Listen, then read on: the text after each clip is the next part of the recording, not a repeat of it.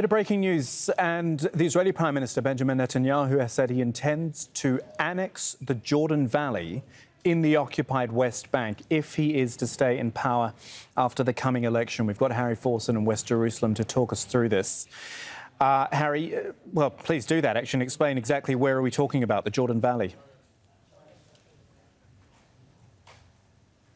Well, we're talking about the Jordan Valley being the area alongside the Jordanian border to the very east of the West Bank. It occupies about 30% of the occupied West Bank. Most of it is under Israeli military control already as Area C, as it's designated. Has some 65,000 Palestinians living there, and also there are about 37 illegal Israeli settlements in that area as well.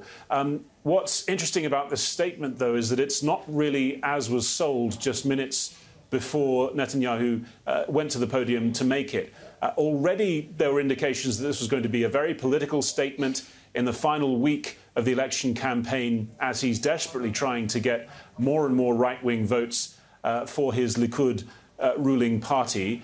But there had been reports that, as well as that, he would announce the annexation of the Jordan Valley, and that he would announce some kind of American green light, some sort of approval from the Trump administration, even though for now it is delaying the release of the Trump plan. He didn't do that. Instead, he merely asked for a mandate from the Israeli people, said that he was the man that needed to be in charge of the Israeli government after the election.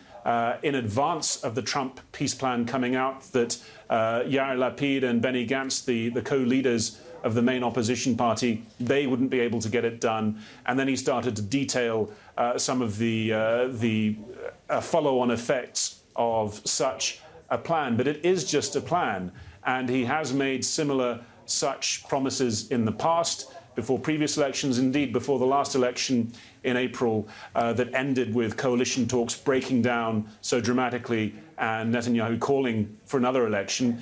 In a couple of interviews, he talked about extending Israeli sovereignty to Israeli settlements, illegal settlements in the occupied West Bank, even mentioned a couple by name.